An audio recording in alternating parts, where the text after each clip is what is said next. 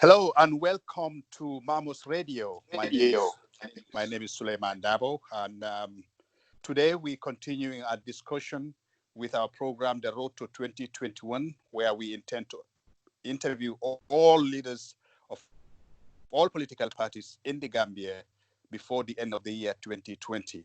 The reasoning is that we want to have them talk to you directly, the Gambian people, the Gambian voter, about their policies and programs that they have as far as governing the country is concerned. Last week, we had Mr. Bakari Bunja Dabo, who is the leader and presidential candidate for Gambia for all political party in the Gambia. Today, we are joined by Mr. Lamin Bojang. Mr. Bojang is the presidential candidate for the Gambia Action Party. And so he's going to be joining us today for this discussion. Also in the discussion, we will be joined by Dr. Aminata Silla, who is a professor of public policy at Townsend University, and Dr. Suleiman Njai, who is also a professor of political science here. So welcome everybody to the program. Thank you. Yeah. Thank you very much, Mr. Dabo. All right. Thank you for having me. me. Mr. Bojang. Mr. Bojang, you are the candidate for Gambia Action Party. We have to make this distinction here. The party leader is not yourself, right? Yes. We are trying to put in place, we are working on our nomenclatures. And what we are trying to do here is we want to promote this issue of separation of powers. What is the norm here in the Gambia is that the usual practice is that the party leader is the flag bearer. The flag bearer or the presidential candidate is the party leader. But what we are trying to do here is to divorce that, to separate those responsibilities. So what we are trying to adopt is the Secretary General come the party leader.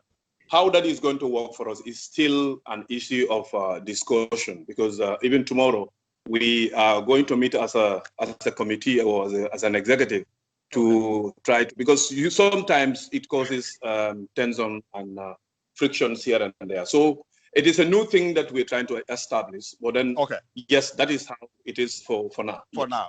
So the Secretary General and party leader is Musa Yali Bachili. That's correct, right? That's correct. That's correct, sir. All right. Okay, perfect. So let's get into the discussion now then. So I want to begin with the current global crisis. We have the coronavirus, which is impacting almost every livelihood across the globe. This is compacted by the fact that it's affected the economies of all developed and developing countries. I wonder what is your take as you look at the world right now? Thank you very much, Mr. Dabo. As you put it, this is a pandemic, and also the way it has manifested itself, it has engulfed and caught the world off guard. Of course, yes, China has been dealing with it for some time, and also some developed world countries have also knew about the pandemic. But even those developed countries, their approach to the curtailing of the disease also has created some big problems. Therefore, the approach and the steps that we have taken, especially in our own situation, we have manifested lack of preparedness. We have also succumbed to the nature in which the pandemic has surprised us. When you say we, you're talking about the government, the Barrow administration? Exactly. I'm talking about the Barrow administration, yes. The lack of prepared, because that was the only excuse that we are giving, that the government, the excuse that they are giving is that this is a pandemic, and then also the signals were not also there for us to adequately prepare ourselves, unlike the preparation for Ebola. So Those What excuses. was prepared during the Ebola crisis that was not prepared this time around? Immediately, we knew that Ebola existed in the neighborhood. I mean, like, when I say neighborhood, in Guinea-Conakry and in Sierra Leone, the first thing that we did was to close the borders. The borders were immediately closed, and then the security at the borders were fortified, just to make sure that the in and out of the people were restricted. And this one, like Corona, that did not happen until other people had taken steps. So that lack of preparedness during the Corona, you know, is given as the only excuse that was given as a result of that is because the pandemic came as a surprise and it caught most countries or governments off guard. So my take, that excuse that the government also gave is not enough for one to believe that that should be reasonable enough for one to do what the government is doing, because okay, let me get your point. As far as provision of relief, assistance to the Gambian people, how would you have handled that differently? You see, what our argument started from when the Minister of Finance, the Minister of Trade, and the Minister of Health went to the National Assembly to inform them about the preparedness of the government. Now, that allocation, the budget that they have allocated for the relief, that is where our problem started. That is where we pointed some loopholes. Why we did that? Because our assumption are that before the minister will go to the National Assembly to present any budget that is prepared by the government, they should have gathered the statistics. They should have gathered they should have also done the need assessment of the Gambian people from Khartoum to Koina, just to make sure that all the health institutions, the requirements, the needs, you know, everything that is needed against the fight against this coronavirus must all be factored in and all be budgeted, so that by the time the minister is at the National Assembly, he is given a report that is holistic, that captured everything that is part of the coronavirus fight. So, but that did not happen. The minister went there and he only gave them the amount of money that was supposed to be allocated for the fight against the coronavirus. So for us, that is not where we're going to start it. Where we're going to start it is just to have a holistic picture of what the Gambian people would need, you know, during this crisis, in terms of the Medicare, in terms of the PPEs, in terms of the other reliefs that are going to be made available to the Gambian people. So okay, the relief Mr. Bojang, is going to be handled. Yeah, let me just interrupt here for a second, and that would be the right. So, besides the provision of relief to the Gambian people, you definitely know in the country there doesn't exist that sophisticated data collection and conservation. How would you have done that without having the required data that you would need to assess the situation on the ground and provide the required need? You see, in the Gambia, one of the things that we are also deficit in terms of our governance system is the issue of decentralization.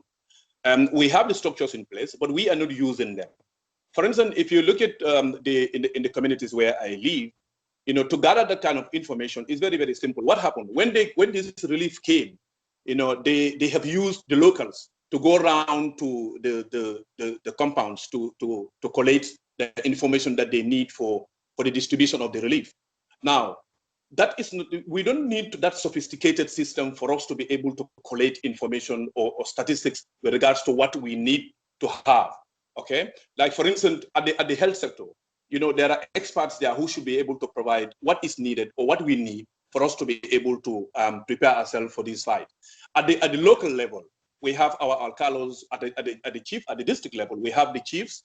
At the regional level, we have the mayor, or we have the governors, and under them there are other institutions that could also be used for them to be able to make a quick assessment, for us to be able to come out with something that is holistic, something that is complete, something that is going to, you know, capture every need of, you know, Gambians during this period. Yeah, it does not need that sophisticated way of doing or collating or collecting information for us to prepare ourselves for the corona fight. All right. Listeners, if you're just joining us, my name is Suleiman Dabo, and you're listening to Mamos Radio. We're having a discussion with the leader of the Gambia Action Party, Mr. Lamin Bojang. Joining us in the discussion are also Dr. Aminata Silla and Dr. Suleiman Jai, who will be helping us digest and analyze what we're discussing so far. Mr. Njai, Dr. Njai and Dr. Silla, you are free to jump in anytime you feel the need to, if you have a question for Mr. Bojang. But Mr. Bojang, let's talk about politics now. You are contesting in the 2021 presidential elections in the Gambia. And of course, I know you are, meeting people, having discussions with them, trying to sell them your ideas, policies, and programs. What is the basic message that GAP, the Gambia Action Party, is selling to the Gambian people? Our politics, the politics in the Gambia, is marred with a lot of issues. One of the biggest problems that we have as far as Gambian politics is concerned is the issue of ethnicity.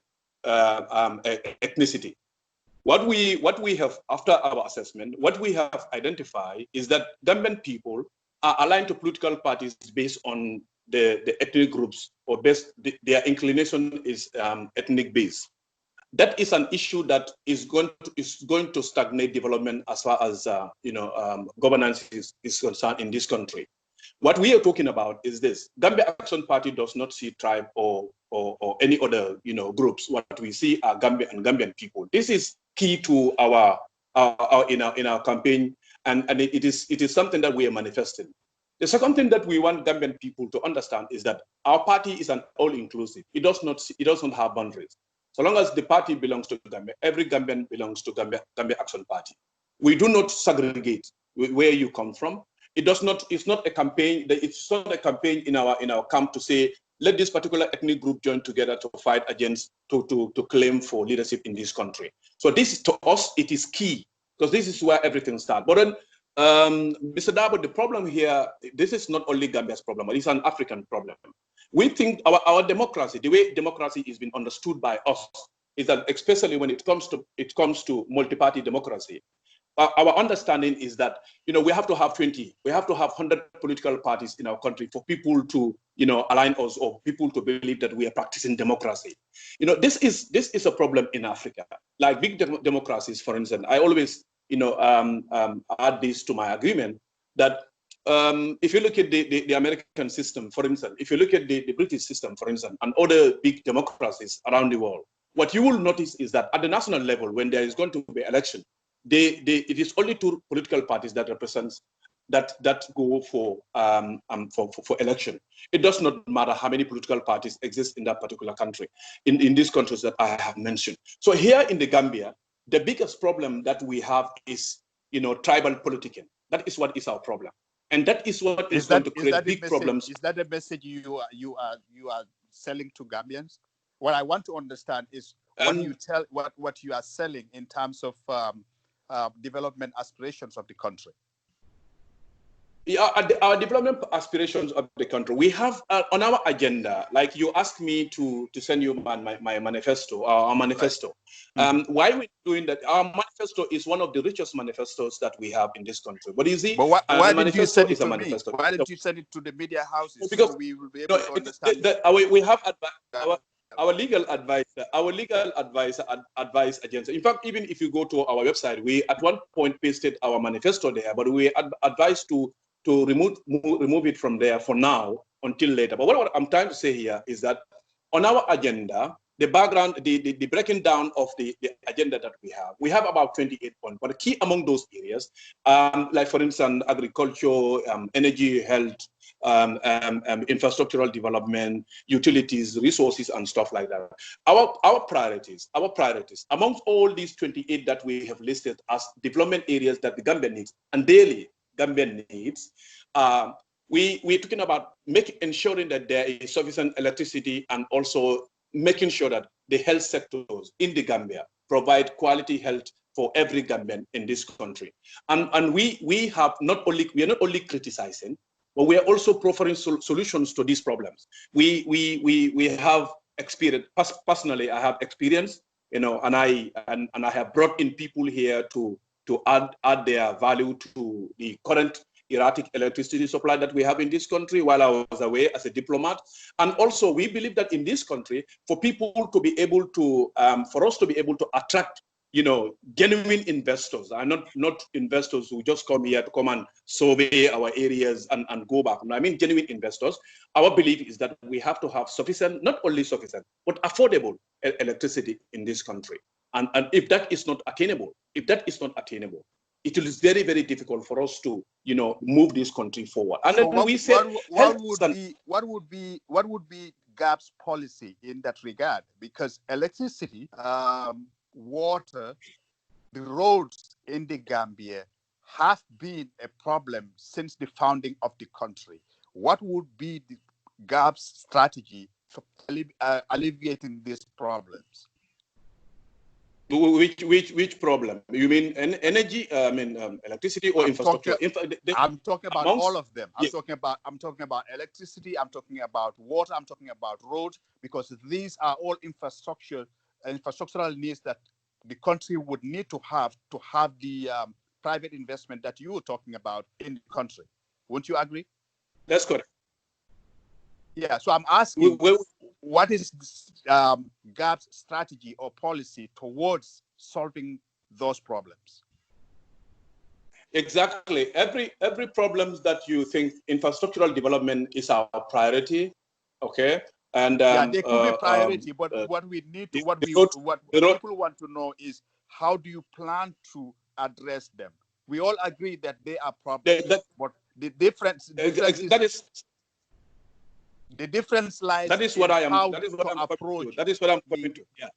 Okay. Exactly. That is what I'm talking about. That is what I'm telling you. I am saying, not only are we criticizing, not only are we saying that these are areas that we want to intervene as our priority areas, but I'm saying we are also providing solutions to those areas. We also have a way. For instance, the energy sector, the infrastructural area, the road network in this country, the security in this country. All these are issues. But maybe the interview will not be able to cover the 28 points. So that is why in order of priority, I want to give you, for instance, the energy sector.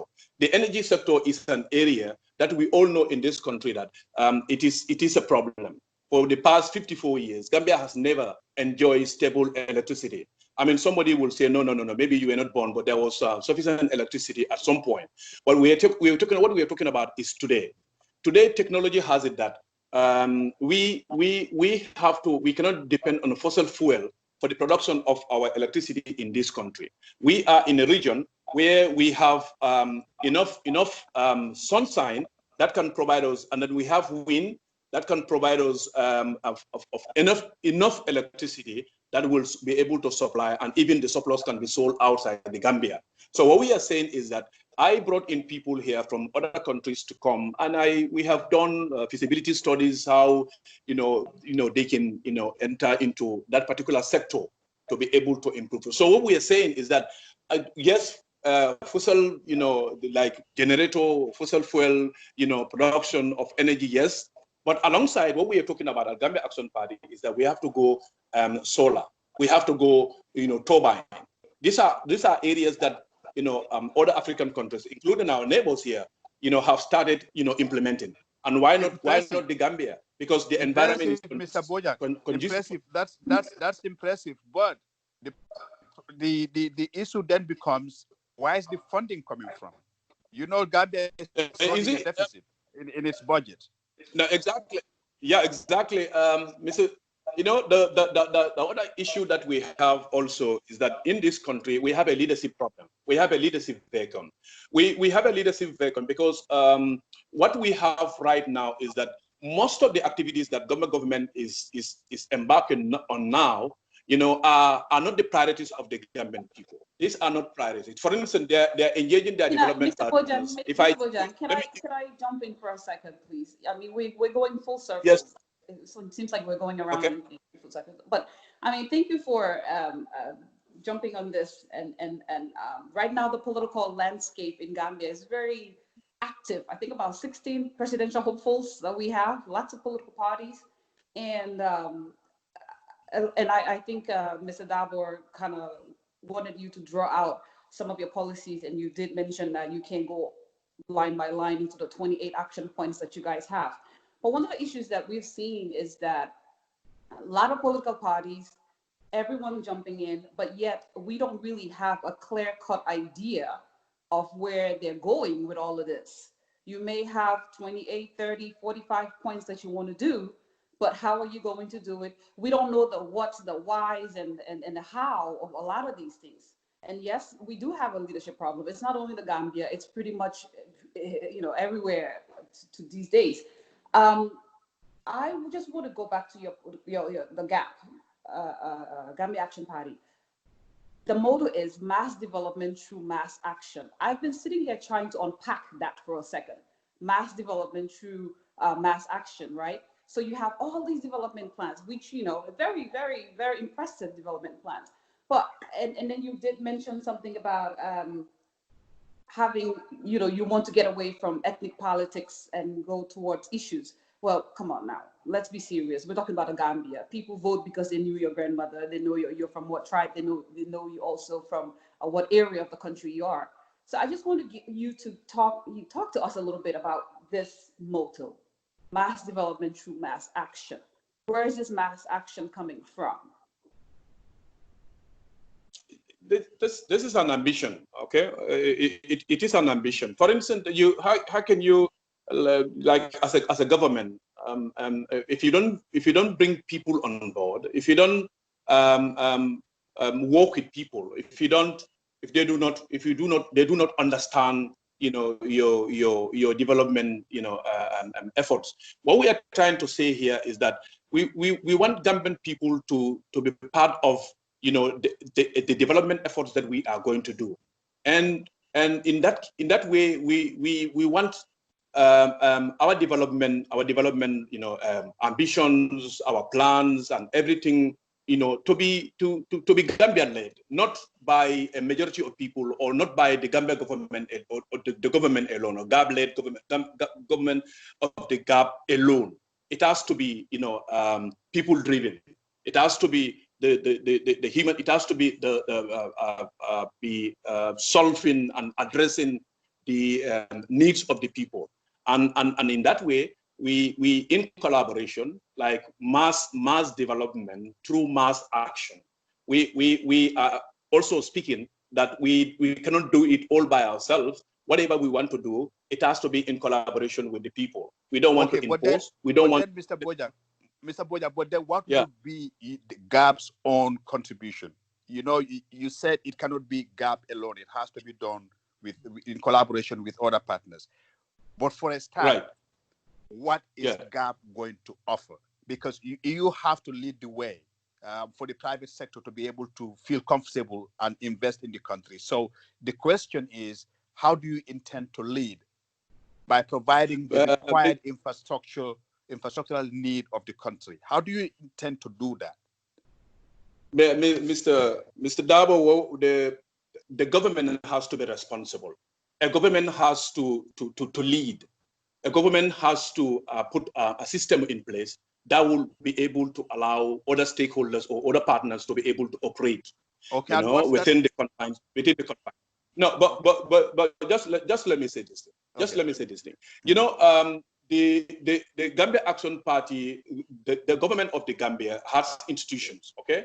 And as I'm speaking with you right now, those institutions are not aligning to the development ambitions of Gambia Action Party. What we are talking about is that this famous restructuring of the civil sector is something that is a need. There's a need for it.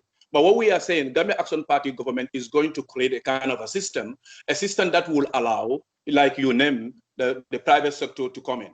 But is Gambia's development going to be private sector led? No, it is not going to work that way. And the Gambia's that ambition and that desire and that rhetoric is not something that is we are holding or we are subscribing to. What we are talking about is this.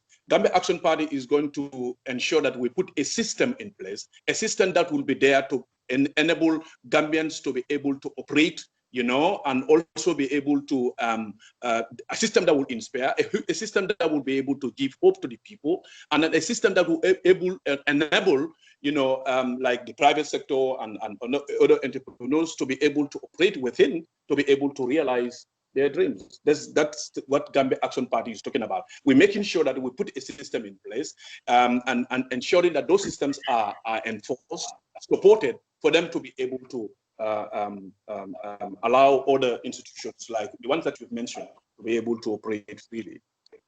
All right. I have a question. Okay, go ahead. Go ahead, Dr. Njai. Okay. Hey, thank you, Mr. Bojang, for joining us today. I know you're from Burfoot. My family is actually my mom's family is from Tujareng, and I just want to talk about the land issues and urbanization that's been happening in Combo North and Combo South, specifically, on the Atlantic coast.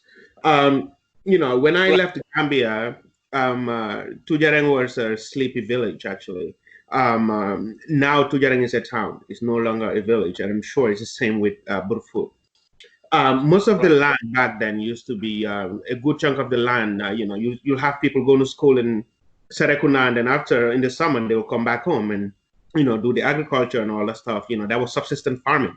Now most of that land is 20 by 20. It's 15 by 15, and the other issue we are facing with that is that most of the people selling the land are not investing in that land. They're not reinvesting that money into their kids, or whatever it is, right? Because back in the day, the land used to be the safety net, right? If you don't have a trade, you can always come back and do agriculture back home. That was always there, and there was always a home to come back to. The compound was always there.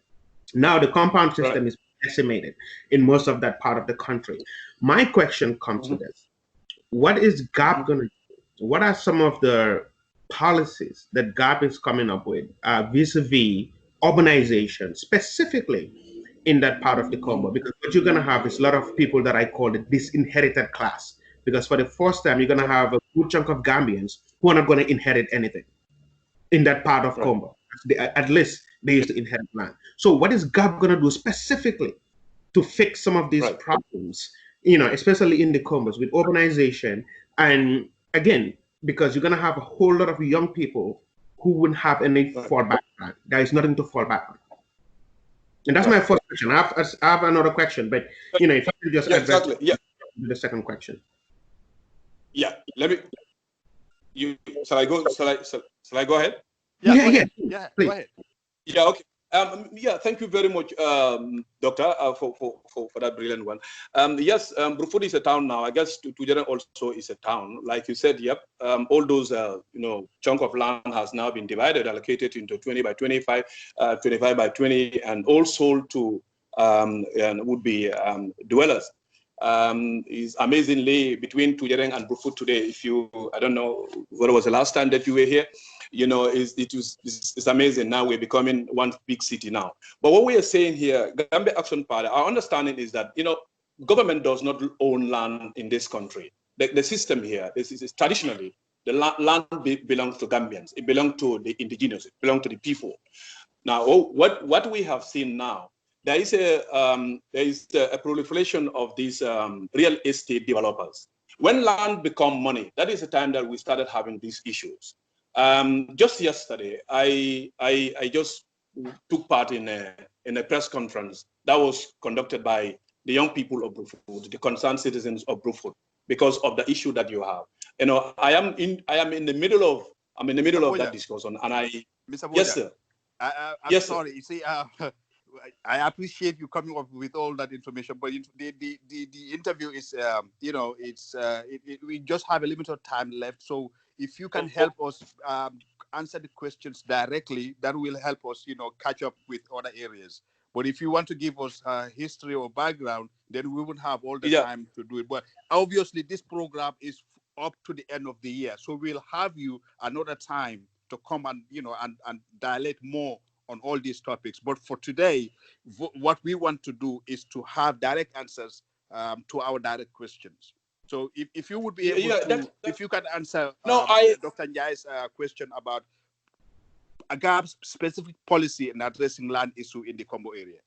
Not only land, but organization, and what's going to happen to the youth who don't have a farm to go back on to, do agriculture and like those things, because these are disenfranchised, they are disinherited for the first time in that part of Combo. Yeah. Okay, Doctor, there is already a policy in place. The policy is that like I alluded to earlier on, is that land belongs to indigenous Gambians, and this is the practice that has been fragmented. Governments expresses interest into owning plot of lands without due consultation, and then the local authorities, that is the Alcalo, Gambia Action Party wants to ensure that land that belongs to like communities, like that belongs to Kabilos, is protected. It's protected, and this is what is going to be our approach to this land issue in the country. We also want to ensure that we ensuring that not only Combo becomes the area where these real estate developers will concentrate, because these are one of the issues that we have. So our problem is that we are going to ensure that we enforce those traditional laws that are on the ground in regards to ownership of land. Now, for the young people, what is happening is that Gambia Action Party, we have a holistic approach to addressing their needs. What we have identified is that there is this pull factor. If you look at the provinces, for instance, there is nothing there that is there to retain the young people, especially the newly school leavers. So what we are saying is that if we go mechanized agriculture is not a formula that is going to drop from sky. What we are saying is that for us to be able to gainfully employ our youths or engage our youths in a meaningful, income generating activities, what we are saying is that we have areas in this country that are arable, that for instance, Jahal, Pachar, and Sapo.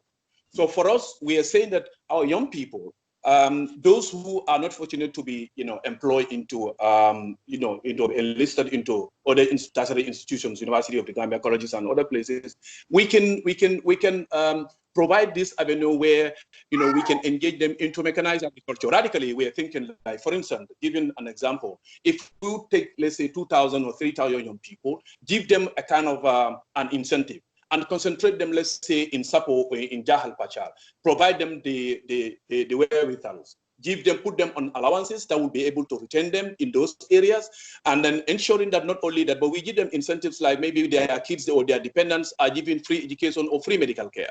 And this is what we think that will be able to also decongest Combo area, and because we want to make sure that we shift to the other part of the country.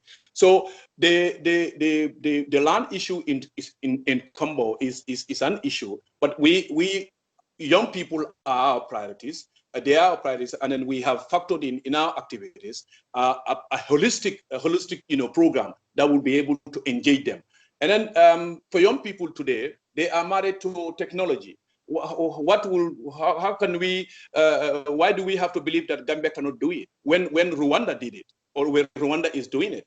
Today they are providing smartphones. Now, why can't we through our collaborators, to our partners, be able to build a farm here that will be able to help Gambian people to be able to showcase their talents? Because there are some people who are naturally gifted, and they are in this country. If we were able to harness, we spotted them, and then we were able to harness those talents, we should be able to provide very soon, within a limited period of time, we'll be able to provide young people who will be able to even manufacture drones or even manufacture smartphones. So these are a holistic approach that we have for young people. All right. I hope that answered Dr. Njai's question. Listeners, if you're just joining us, my name is Suleiman Dabo, and you're listening to Mamos Radio. And today we're having a discussion with Mr. Lamin Bojang. Mr. Bojang is the presidential candidate for the Gambia Action Party. Let me just give you a brief history of Mr. Bojang so listeners can know who exactly he is. Mr. Bojang was one-time Chief of Army Staff between 2010 to 2012. Also a principal staff officer at the Defense Headquarters of the Gambia Armed Forces. From 2012 to 2014, he was deputy ambassador in Saudi Arabia and then consular general in Saudi Arabia. And then when the new administration came into office, that's the Barrow administration, he was the deputy ambassador to the Russian Federation. So we welcome back, Mr. Bojang. I don't have much information since we don't have your party manifesto, but I have this statement from your Facebook page, and it's under your vision statement, and I just want to read it and get your reaction to it.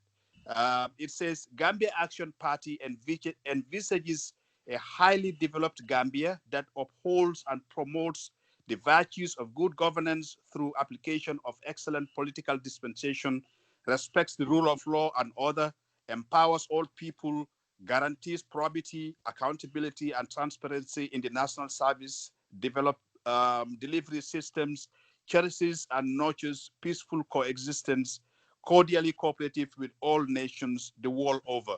So you have the foreign policy experience because you have worked in the foreign policy department of the Gambia as an ambassador. What would be your foreign policy approach, or what would be your government's foreign policy approach? The foreign policy approach of the Gambia has nothing to do with our relations with our foreign. Our foreign policy. No, I'm talking about you and your. That's what I'm saying. Our foreign policy is that of the non-aligned type of approach. We are an independent and as a sovereign people. We believe that we have the we should be able to control the destiny, and we should not be dictated. So our foreign policy will be that non-aligned, and we choose that simply because we as a sovereign people and an independent country, we believe that this country has the resources and then the capacity to be able to move forward. You know, even though that we still will be able to relate to our partners where it is needed. But yes, this is what is going to be our foreign policy. The Gambia's most foreign or neighboring country is Senegal. Recently, they have a policy arrangement between the two security forces of the two countries, a policy they call hot pursuit, in which Gambia would be able to pursue criminals into Senegal. If they are, chasing a criminal, for example, and the criminal gets into, or suspect gets into Senegal, Gambian authorities or Gambian security officers will be able to go into Senegal and, apprehend the suspect. The same thing applies to Senegal. Are you in support of this policy? No, I will say that I don't know on which basis they premise this particular policy on, or this agreement on.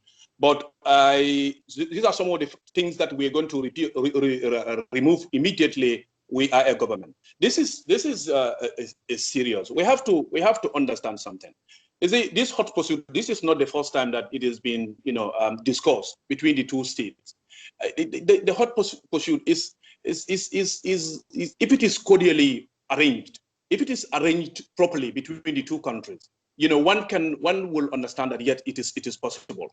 But just for the sake of it, and just because you want to make this kind of arrangement between two countries, it's serious, and it is deadly. I subscribe to it, and I don't agree the way it is going to be, the way it is implemented. The Gambia, we have interests, and our interests must be protected as a country. The Senegal is a neighboring country, and I think with Gambia Action Party, we will have a better relationship with Senegal than the current government. What we are saying is that you would policy if you are. Yes. Are you going to get rid of this policy, this hot pursuit policy? Yes. Yeah. We can refine it. We can refine the hot. Yeah, we will refine it. Let us understand. I have served in different capacities, like you said, And at one point, I served the youngest captain in the armed forces. I have served in Farafene. This was where I was not directly under the watch of my commanders. And I used to have a very good, relationship with my counterparts across the border. We policed from Farafene, from Basse right down to Bara. How did we do that? We have a collaboration. The collaboration is that anything that happens on this side of we have teams. The police have teams, the military have teams, the customs have teams, and even the transport unions. They do meet periodically to be able to share concern along the border. Now, if you allow the Gambia to cross to Senegal to pursue a criminal, for some reason you are compromising the sovereignty of Senegal or the sovereignty of the Gambia, if it is the other way around. So what we are saying is that let us try and make sure that we all protect. Let there be that collaboration. Let there be that strong, cooperation between these two countries. We are all in two different independent countries with two completely different systems. Our systems are different. Our people are the same. Now, as government to government, we cannot institute policies that are going to compromise or going to cause problems for the Gambian people. That desire shouldn't be there. So we are not going to accept that kind of arrangement. Hot pursuit, yes, hot pursuit. But how is it going to be coordinated? How is it going to be carried out? How are we sure that Gambians are not going to be, threatened? Like, for instance, you are, going to be caught because it is armed men who are going to pursue these criminals, most times. And it happened just recently. These are policies or arrangements between the two countries that can also brew, other animosity between the two countries. And we, as Gambia Action Party, we don't think that arrangement is in the best interest of the Gambia. Okay. So now let's move to some. Bojang, go ahead, jump Dr. in there? Silla. I am actually really glad that you are, Mr. Bojang, you're questioning the hows of the hot pursuit. I'm not very familiar with the policy, so I can't really speak on it. But what I can say is that, yes, there has to be some kind of cooperation, and each country maintains their sovereignty because, we're both sovereign countries. But the way the policy is written and the way it's actually executed and implemented should be questioned. And I'm glad that Ms. Bojang is actually questioning that, because there can be a relationship, there can be, like cross-border cooperation where we can go pick up prisoners from Senegal and Senegal can come pick up prisoners from the Gambia, because countries do it, states within the United States do it. So there can be that cooperation. So I'm really glad that you are questioning the nitty-gritty of the policy, and that GAP would actually then try to go into depth and try to understand what this policy is, because at the end of the day, sovereignty is really what drives everything else. Yep. Okay, Mr. Bojang, let's move to some economics now. What is your overall view of the economy of the country right now? There are concerns because, like you said earlier on during your preamble or during the part of the economy of the Gambia is not as we will wish. So there are a lot of things that are perhaps contributing to that. Okay, the borrowing is unbearable, and also the taxation is just so high, and those areas that are supposed to be there to complement government, those things are not happening. So the economy of the Gambia, as we are, Gambia Action Party has we going to put something in place that will be able to help the Gambian economy to be an economy that will be able to also sustain the development ambitions of All right, help us with government. that policy. What's going to be the basic economic policy of the GAP government? Yeah, we're talking about trade expansion. Trade expansion, and also instead of now increasing taxation on the current status quo, we're talking about expanding the taxation, because if you know the economic activities of this country, so the major economic activities in this country is the re-export trade, and as a result of the re-export trade, Gambia is able to gain a lot of income from these and other businesses. But what is Gambia Action Party doing? What we're talking about is trade expansion, building capacities, the human resources, and the workforce, and the skills sectors. The private sector, broadening taxation, and instead of now increasing taxation, we're talking about, broadening it just to make sure that it covers, a wider area. I will give you a typical example of what is happening today in the Gambia, and us against to what we are talking about. What we are saying is that we must have economic activities that will be able to help to sustain the development ambition. We cannot keep on borrowing. And one of the typical examples, one of the typical areas that I said earlier on is agriculture. Agriculture is one area that we think for us to be able to fight poverty, for us to be able to fight unemployment, it is in agriculture that we have to concentrate on. And this is what is going to help us to be able to complement some of the deficits that we have instead of continuing to borrow from our development partners. These are areas that, yeah, go ahead, Dr. Njai. Yeah, so you talked about expanding the tax base, broadening the tax base. But you said that it's not about taxing more. I mean, I'm just trying to understand that. But just get back to the point here. The Gambian economy is highly, highly informal, and I mean like extremely informal. As a political economist, I always tell my students that we actually don't have an economy in the Gambia because the formal economy is so small. So how are you going to expand an economic base in a country where most of the folks who are actually involved in the trade, the petty traders and whatnot, if you tax them, they're going to they don't have a business. So how are you going to broaden a tax base in an economy that is awfully informal, such as ours? Yeah, Dr. Jai, just imagine, like you said, no, that is an economy. Maybe, yeah, I think that's an exaggeration, but yes, there is an economy that can be improved. Exactly. But what we are saying here is this. Yeah, the taxation needs to be brought in instead of increased. The local businesses. We have seen, for instance, when government took this step of increasing taxation, especially on Julbru, we have seen the ultimatum became departing the country. What we are saying is that we're not going to impose taxation that is going to make businesses to close down or to cripple them.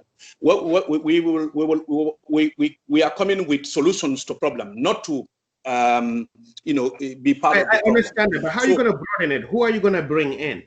Like who are you going to expand it to? Well, okay, and then I want to add on to that question about broadening the economy and the question of the informal economy. Actually, Mr. Bojang, the informal economy is really it's like the bloodline of the Gambia economy. So I guess for me, I'm just kind of curious the question is, what is the plan for GAP in terms of bringing in the informal economy and kind of bringing them into the fold of bringing the informal economy together with the formal economy so that it can then, I think that way it will broaden it. But how are you planning on bringing them in? And then also regulation.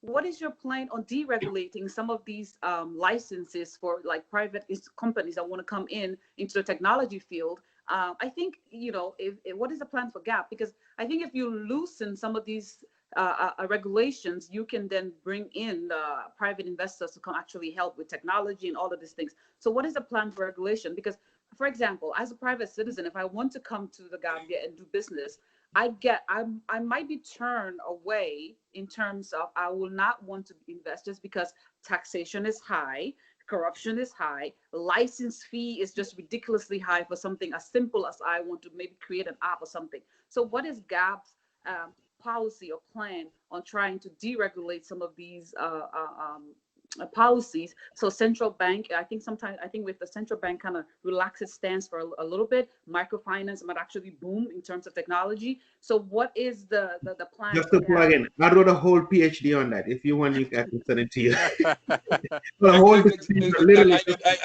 I guess, yeah. But Mr. Boya, if you can quickly answer that question, we have a few minutes to go before the end of the program, and we still don't have our roundtable discussion yet.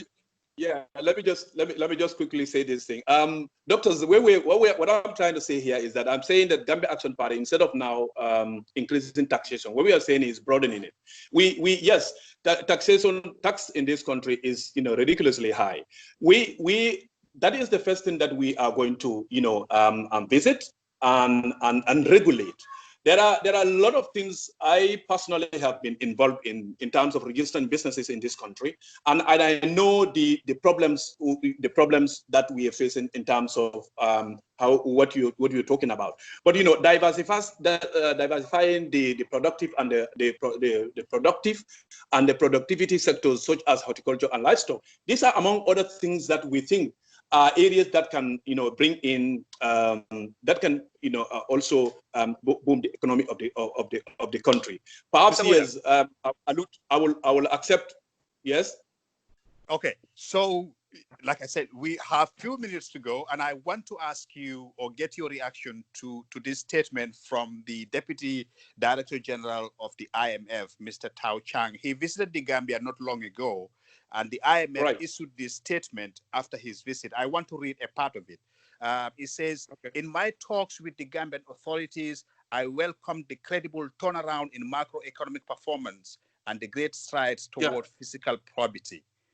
Well, the statement went further to say they're encouraging the government in the areas of revenue mobilization, improved treasury management and expenditure prioritization and restraint. Now, the first part of the statement to me sounds like an endorsement of an economic policy. Would you agree? Right.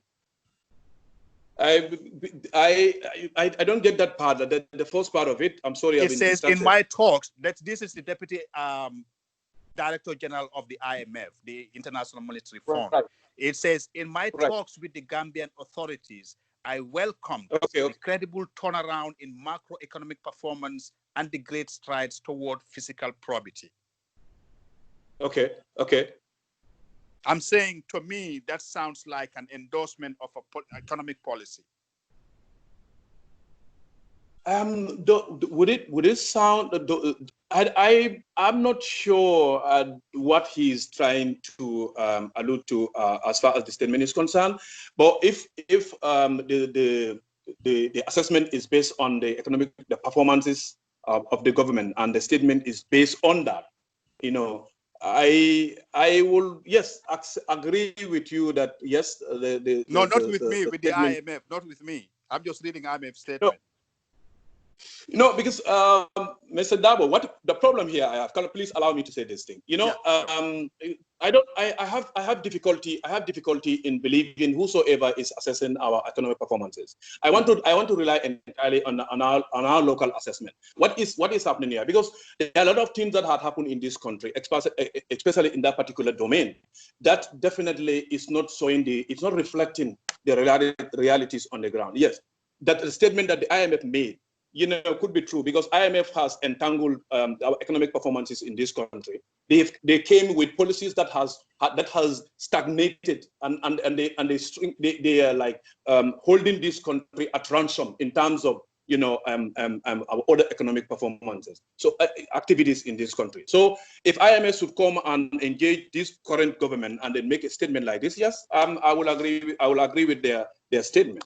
Okay, thank you so much, Mr. Lamin Bojang. Mr. Lamin Bojang is the presidential candidate for the Gambia Action Party. I can just tell you this: if you were in the United States here with the military and diplomatic background, you are a very suitable candidate for any of these political parties here. For Republicans and for Democrats. That is not the case with the Gambia, but. We appreciate you coming today. Just one more question. Will you make yourself available for a presidential debate? Oh, why not? That is what I cannot wait for that moment. I definitely cannot. Because that is what I can't wait for that moment, honestly. Perfect. Thank you so much, Mr. Lamin Bojang. Yeah. Again, Mr. Lamin Bojang is the leader, presidential candidate of the Gambia Action Party. We appreciate you coming today. And again, we will keep in touch with you before the end of 2021. We hope to bring you back here for a more detailed conversation. Thank you so much, Mr. Bojang. Thank you very much, Mr. Dabo and Dr. Njai and Doctor for your interaction and all the audience. For Silla, Dr. Silla, for the opportunity. I am grateful for the time and the invitation. Thank you very much. I'm grateful for the questions. Thank you. Yeah, thank you very much. All right. So Dr. Silla and Dr. Njai are still with us. Your impressions? I can hang off, right? Yes, you go ahead. You go ahead, Mr. Bojang. You hang up. Okay. All right. Your impressions, Dr. Njai, Dr. Silla, what do you think? Okay. So have you gotten any policy, any detailed discussion about any policy? Are you impressed with any policy? Well, I'm not sure if there was any policy, but there are ideologies that was actually put forward. But I think just looking at the party website, the ideas are very lofty, very out there and very ambitious. Let's put it this way, not lofty, ambitious, very ambitious. And I mean, hey, there's nothing wrong with having ambitious ideas. Exactly. But then you also have to remember, do you have the capacity to be able to do this? Do you have the human capital and the human resources and the funding necessary to do this? And I understand it's about mass development through mass mobilization. But yes, the ideologies are there. Ambitious, yes. Lofty, yes. Policy, I haven't seen it yet. And it's not only GAP. It's pretty much almost all the political parties that are coming out of the Gambia these days. I have not read. They keep telling me or telling, I'm sure you and everyone else about, we have it in our manifesto. But then let your manifesto be available to the public. That's called transparency. That's called accountability. If you don't have a website, put it on social media, give it to the media houses. People will read it, put it on a radio station, the local radios and what have you not. Let there be transparency, let there be accountability, so people can have a debate within themselves or amongst themselves about, what this person is going to do versus what that political party is going to do. 16 political parties, and I'm sure there's more going to be coming out of the woodworks. That's a lot. And for me, I'm excited about that because that just tells me that the democratic and political arena is just getting bigger and bigger. It's growing, it's vibrant. People can speak. Like Saul and I are actually sitting here talking. We wouldn't have been able to do this a few years ago, right? So without fearing for myself, look at me here hosting this kind of discussion. I could never have thought about anything like that before.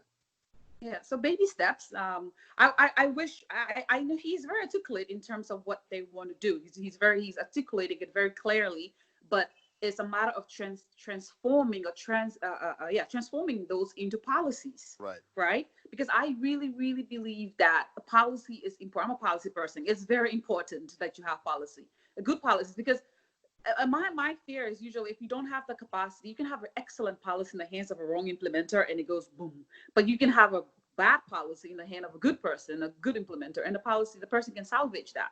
So you need not only the policy, but the right people to actually be able to do it. Is GAP the person to do it, Suleiman? What do you think? We'll continue to find out. We'll let Dr. I meant the other Suleiman, Dr. Njai. Dr. Njai, yes. So what I want to say is that the issue of being transparent and make the manifestos available to everybody, including media houses. The Gambia for All Party has almost the same kind of problem. They only issued us the executive summary of their manifesto. We don't have the whole manifesto to be able to dig in, to be able to, actually read and understand what actually they're trying to do. So we hope they're listening. We will think that they will make these manifestos available, because that's the whole reasoning behind having this discussion, to be able to allow them to talk to Gambian people directly and sell them the ideas that they have. But go ahead, Dr. Njai. So Richard Nixon, when he ran against Ellen Gahagan Douglas for the Senate in California, he used all kind of terminologies to just destroy the lady. After the election, they asked him, why did you do this? He was like, well, the important thing is to win. Everything else is immaterial. In Gambia, nobody's going to read a manifesto other than the online media people. Why give them something to attack you with? Because you need to win. So nobody's going to read the manifesto. So they're just smart about it. They're just going to beat around the bush until it comes to the election or something. But they don't have to give you the manifesto, because if they do, now you're going to pick out stuff to basically debunk their ideas, right? But one thing I found interesting in Gambia is that most of the manifestos I've read, they're not that different. It's just this narcissism of small differences, right? And, again, we don't have a policy problem in the Gambia per se, because we have a good chunk of good policy in the books. It's the application of those policies that is the problem in the Gambia. Man, I mean, I've gone through some of these policies on gender and development and economic policy. I was like, wow, this is really impressive. Yeah. But then how do we apply these things? So I think the conversation should shift from what policies are you even advocating for, because they don't and go into the a practical aspect of it. Exactly. That was my point with Mr. Bakari Dabu. When I had him, I said, you have all these lofty ideas, but you were part of the PPP government. Yep. And then you worked briefly, though, for Yahya Jammeh's government. You were vice president and you were finance minister as well. These policies were all there, if not almost word to word, but very similar, and they weren't implemented. Yep. I think also one thing that we meaning the political parties and what have you not, I think one thing they need to tell us is what is their idea of the average Gambian voter, right? Who's the average Gambian voter? What does he or she look like, right? Because those are the people you pander to. Here, I can tell you the average voter in America is a middle-aged white female in the suburbs. But who is the average voter in the Gambia? Is it a male youth or a female youth, a woman in the market? So we need to understand. They need to understand that, and I think maybe too, like Dr. Njai said, there's a craftiness about it, right? You want to win, and the only way you can win is not to be transparent, is not to be accountable until you get into office, and then because no one is holding you accountable. We need to understand also the population we're dealing with. Who votes? Who are the caliber of people voting? What is the education? Because people vote according to, I read all of these manifestos or ideas, people talking about Gambia is not about ethnic politics. Yes, it is ethnic politics. It is still there. That. It is tribal politics. It's unfortunate, but it is there. It is. So we vote by region. We vote because our parents know the political. We vote because of that. We don't vote for issues. We vote because Mr. Njai or Dr. Njai is giving me a bag of rice. I will tell you this story, though, Dr. Silla. I'm sorry to say, but that is what we vote. We don't vote on issues. We vote along tribal and ethnic lines. So we need an educated the voting populace. Unless we can have an educated voting populace, this thing is going to continue, where we continue to vote along tribal lines. Look, I know personally that my vote is my most important weapon in this country that I live in right now. I call home the United States. My vote, because it is the vote that I'm going to use to as my voice. Yeah. And we need to get the Gambians to understand your vote is your voice. This is how you hold people accountable. But then again, it goes back to what I just said. Who's the average voter? Right? How are you going to answer that question? To try to answer that question, Dr. Silla, I think it is important voters themselves realize the powers that they have and organize themselves into groups, to show or to wield their power, because that's the only way that public officials can take them seriously. If they can organize themselves into pressure groups. And tell you that that's not how we do things in Gambia. That's not, people don't organize themselves along blocks. Well, it depends. Someone has to come and organize them. Well, I guess. No, the groups at the market. Actually, they're already organized. They have the CAFOs and the company. Yeah, they're already organized. I think the thing is, we have a Western system of government, and a good chunk of our people don't understand the government we have. They don't understand the contract they have. Taking advantage of that, Dr. Jai. Of course, I mean, why not? They know people don't know this, so they're just taking advantage over them. Of course, and they don't have to do anything different. And again, all politics is personal to a certain extent, right? American politics is as tribal as Gambian politics. Trust me. It's just that the tribe in America is very different from the tribal makeup in the here 90-something% of Black people vote for the Democratic Party, right? 90, in certain states we're talking about 80% of white people vote for the Republican Party.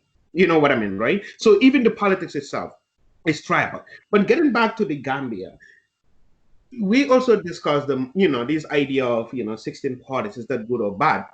I have my students in America asking me, why do we even need only 2 parties? Because you don't have choices.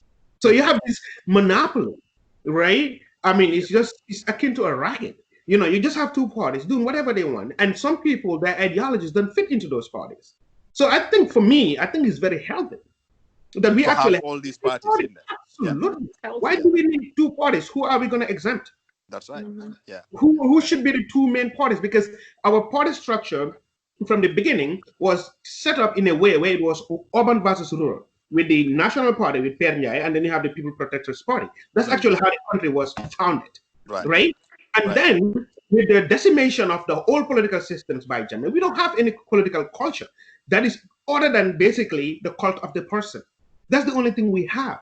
Yeah. So it's going to be really hard for us to have just a 2-party system like they have in Britain with the Tories, and in the United States with the Democrats and Republicans. I mean, it just doesn't make any sense. Why should we have that kind of system?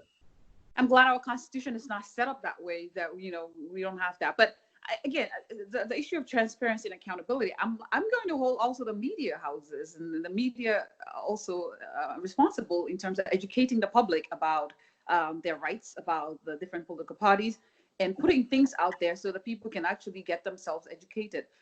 It's very, in this day and age right now, where you can pretty much put everything online and put things in radio. People love listening to the radio in Gambia. People love listening to radio. So I think it behoves the media houses to start taking these manifestos and actually educating the public about things like that. Speak the local languages, put it out there, right? Yeah. Let it be a public service announcement to the public. Educate them about those kind of things. Right, but I think you're also missing another point, though. Gambian politics, Gambian media now is just like American media, like, with the Rush Limbaugh. Sensational. So decide who they listen to, Yeah. right? So now they have options who they listen to. So you go to certain parts of the country, they listen to certain people. Back in the day, it was just Radio Gambia for the most Radio part. Gambia, and it covers the whole country, and everybody listens. So. Exactly. Now they don't have to. They don't have to. They have options. They listen to people that basically believe in what they believe in, that are pushing their ideas, and literally that's who they listen to. So the media can go ahead and say whatever. But I don't even know the reach of especially the local media, to certain parts of the country, because people have access to other forms of media. Having worked in the public media, I know the reach is there, but it's weak. That's how I can describe it. It is there, but it is weak. I will only hope that we can make it better. And this is very sad, because voter apathy is something that we can't afford to have in Gambia, in Africa in general. It's one of those things that we can't afford to have, right? Because our population is so small, and there's so much at stake. Because for the past since the inception of this country, or the birth of this country, we've been looking for something better, and we have not. Basic services we cannot have, right? Water, electricity, education, all of those things, the basic services that people need, people want, it's out of reach for a lot of people. There are people on the fringes for such a small country. And one thing I just want to get both of you, your attention to, is the fact that sometimes in a country, we all live here in the United States, we know that there were people who sacrificed their life, their wealth, to get this country to where it is today. It is still not a perfect union, but it is the economic superpower, the military superpower of the world. I kept asking myself this question: why has it taken Gambia this long, 50 years after gaining independence, that we still have dilapidated roads, that we still cannot provide water to our people, we still cannot provide electricity for our people? I mean, education is as weak as you can describe it. Why can't we have Gambian people sacrifice in the interest of the country to work for the betterment of the life of the Gambian people? I kept asking myself this question, and I cannot find an answer. I hope you two can help me. I mean, I think there are Gambians who are doing that. I mean, the farmers in the upcountry, these are the hardest workers you will ever meet anywhere in the world. Right? But they're not responsible, unfortunately, for policy making and policy implementation. Sure. But this also comes back to the Gambian people. They voted for Jawara for 30 years. Yeah. For 30 years. He didn't put a gun to their heads. He did not. He didn't improve the country that much. But he's a demigod now because for some reason he was in Yaya Jammeh, and then Right. Jammeh came with the same stuff because we're okay with the mediocrity. Man, that's the way I see it. I don't think of the people. The people are not demanding anything from the state. I think that's what you need to understand. People are not. Well, it's Dr. Njai, the expectation is so low that people, I mean, the people don't really, okay, I may sound like a broken record, but for me, it goes down to the educated voter. Really. Because that's important. Because if you as a politician is bringing what you do in your job, and I'm clapping for you and telling you, oh my God, you're doing such an excellent job, and praying for you and doing all of these things, I pay my taxes. It's my dialysis that is providing me with the road, the schools and all of those things. But because of the way our political system and our culture, you see, that's the thing though, our culture trumps everything else. It trumps the law, it trumps politics, so we have to have an educated voter that understand their rights, the difference between what a politician should be doing, their job, which is making sure that the roads are leading where it's supposed to lead, to the markets and what have you not, providing the education, the clean drinking water, basic human rights. That contract that I as a citizen have with my state should be provided. You can't keep all the time. I think for me, it's just the standard is so low. In fact, in certain cases, you don't even have any expectations from the government. The expectation is so low, and in certain cases, you don't even know what you should expect from your government.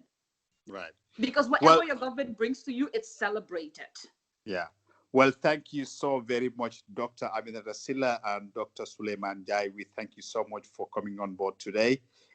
We'll have to continue this discussion, and we will be counting on the two of you for analysis of the discussions that we will be having with these political leaders from now on. We're planning on having one next Sunday. We will announce the name of the individual who will be coming next Sunday. But that's all we can have for you today. Thank you so much again to Dr. Suleiman Jai and Dr. Aminata Silla. And before, we had Lamin Bojang, who is the presidential candidate for Gambia Action Party. We thank him too for taking time and joining us in the discussion today. Well, listeners, this is all we have for you today in the discussion. My name is Suleiman Dabo, and this is Mamos Radio. We'll be back here next week, Sunday, same time, same place. Until then, have a good week.